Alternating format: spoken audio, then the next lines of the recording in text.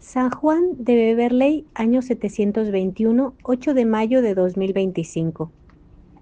El nombre de Whitby rebosa de gracia poética que ilumina los primeros tiempos del monacato inglés.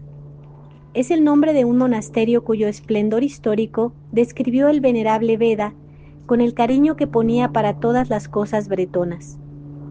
Su grandeza material y el encanto del lugar donde se alzaba puede todavía verlos el viajero a través de las ruinas imponentes que duermen en el centro de uno de los más bellos paisajes de Inglaterra. Desde su elevada meseta verdeante, en cuyos flancos vienen a estrellarse las olas del Mar del Norte, Whitby parecía una fortaleza de refugio para los que atravesaban los mares de las grandes aguas y el océano de la vida. Todo allí era imponente y majestuoso. La grandeza de los edificios, el mugir de las olas, los horizontes lejanos de la mar verdosa y el color oscuro de los picos gigantes que se esconden en las nubes. La reina, la señora del Peñón, era una mujer extraordinaria, hija de los reyes de Northumbria, llamada Hilda, Santa Hilda. Sacada de las tinieblas del paganismo por la predicación de los monjes romanos enviados por San Gregorio Magno. No solo creyó en Cristo, sino que quiso entregarse por completo a Él, y allí, en aquella altura, levantó un monasterio donde vivían 500 vírgenes, otro monasterio habitado por 100 monjes, un faro para guiar a los navegantes que pasaban cerca de aquellos abruptos peñascos, y otro faro espiritual, una escuela para todos los que tenían sed de sabiduría. En las grandes fiestas, en los aniversarios festivos del año cristiano, Hilda organizaba espléndidos banquetes que ella sabía convertir en funciones religiosas. Al fin de la reunión, según la vieja costumbre anglosajona, los comensales debían celebrar, uno tras otro, en cantos sencillos, en versos improvisados, en himnos sagrados y antífonas litúrgicas, las alegrías de la festividad. En estos campeonatos brillaba siempre el ingenio de un joven anglo llamado Juan, que desde las escuelas de Canterbury había venido a vivir a la sombra de la gran abadesa. Hilda le admitió complacida y dio el hábito benedictino. Juan era un adolescente, dulce de carácter, de alma candorosa y de virtud acrisolada. Además, traía grandes tesoros de saber eclesiástico y profano. En Canterbury había sido discípulo del hombre más sabio de Inglaterra, del arzobispo Teodoro, que además de su lengua nativa, el griego conocía perfectamente el hebreo y el latín.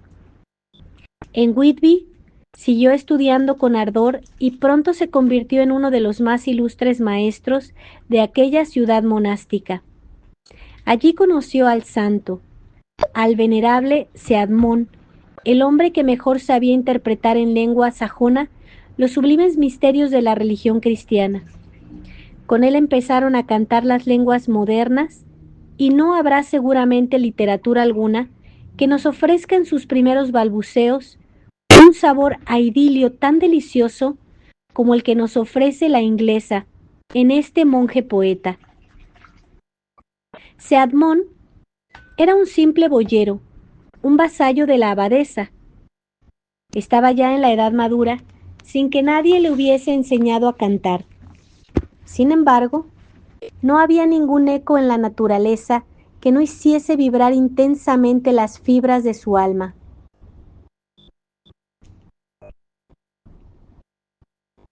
Pero no sabía expresar sus sentires y era para él un tormento no poder mezclar su voz con las de los otros. Cuando le invitaban a los convites de la abadía, al llegarle la vez, al tener que recibir el arpa, se levantaba de la mesa y salía entristecido a llorar su vergüenza en un rincón del establo, donde tenía sus bueyes. Y sucedió que un día, mientras lloraba agobiado por la tristeza, oyó una voz que le decía: «Ceadmón, canta». Y el boyero respondió: «¿Quién eres tú que me mandas cantar? ¿Quieres acaso reírte de mí? ¿No ves que por mi rudeza he tenido que dejar la sala del banquete? No importa, canta, replicó la voz. ¿Y qué voy a cantar? Canta el principio de las cosas y la creación del mundo. Y de la boca del boyero brotó un torrente impetuoso de poesía, versos sublimes, rimas encantadoras, que hablaban de la gloria y felicidad divina, del poder del Creador, Dios eterno, fuente de toda belleza, Padre del género humano, que dio a los hijos de los hombres la tierra por morada y puso sobre ella el techo radiante y majestuoso de los cielos. Desde entonces cambió la zamarra por la cogulla y monje fervoroso, deslumbrado por los fulgores de la otra vida, no quiso utilizar aquel arte sagrado más que para hacer odiar el mal y amar el bien, pintando con viveza los horrores del juicio último, las penas del infierno, los goces del paraíso y la acción de la providencia en el mundo. Aún conservamos fragmentos de aquella poesía fresca y graciosa como una mañana de primavera. Tal es el ambiente en que Juan pasó su juventud sirviendo a Dios, aprendiendo y enseñando las letras divinas y humanas, y practicando alegremente los deberes de la vida religiosa.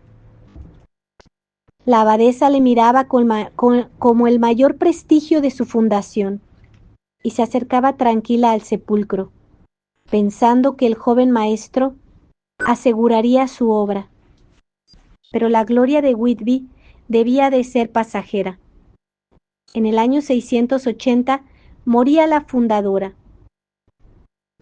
Ceadmont había cesado de cantar algún tiempo antes, y casi al mismo tiempo Juan fue arrebatado a la paz del claustro para gobernar sucesivamente las diócesis de Hexham y de York.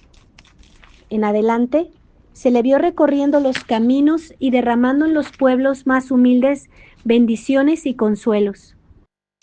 El venerable Beda, que recibió las órdenes de su mano, no les representa buscando a los enfermos para devolverles la salud, albergando a los peregrinos en su casa episcopal, aliviando a los necesitados con sus limosnas y con la bondad de su palabra, siempre dulce y puro, siempre animado de una solicitud paternal para todos los que sufrían.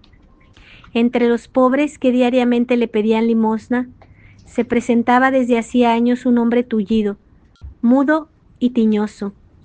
Admirado de ver la paciencia con que sufría sus enfermedades, el obispo le cogió un día cariñosamente de la barba y le llevó consigo.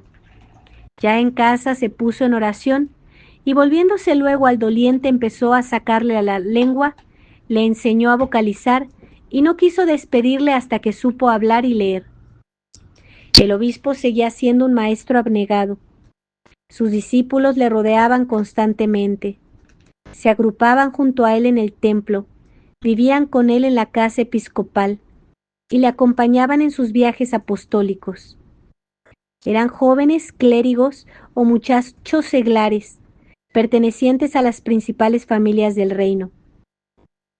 Él les enseñaba la música, la gramática y la retórica, sin ahogar el gusto de los ejercicios violentos tan propios de la raza anglosajona. Visitaba una vez el obispo su diócesis en compañía de toda la cohorte estudiantil. Cada uno de aquellos muchachos caminaba en su caballo, escoltando al maestro y escuchando atentamente sus palabras. De pronto se encontraron en una espaciosa llanura cubierta de hierba verde y menuda. ¡Qué hermoso campo para galopar!, exclamó uno de aquellos jóvenes, y sus palabras inflamaron a todos sus camaradas en el deseo de lanzarse a la carrera. Cuadráronse delante del obispo a la manera militar, y a fuerza de insistir lograron esta respuesta: haced lo que queráis, pero que Eribaldo se quede conmigo. Eribaldo, el discípulo predilecto, la esperanza del anciano prelado, se puso triste. También él quería luchar en ligereza con sus compañeros y lucirse guiando el potro bravo y hermoso que 2 días antes le había dado su maestro. y de pronto echó a correr, como arrastrado por la vivacidad del animal, pero con tan mala suerte que el caballo tropezó y él vino a dar contra una roca, sin sentido y medio muerto. Rodeáronle sus compañeros consternados. Tendieron un pabellón en aquel mismo sitio y allí pasaron la noche en torno a su compañero. El obispo no podía separarse de la cabecera. Rezaba, se lamentaba y hacía la mano del herido, temiendo que la muerte se le arrebatase. Por fin al amanecer Eribaldo abrió los ojos y el piadoso doctor, dice el relato de Beda, no pudiendo contener la alegría, preguntó: ¿Me conoces? Sí, respondió él, eres el obispo Juan, mi señor muy amado.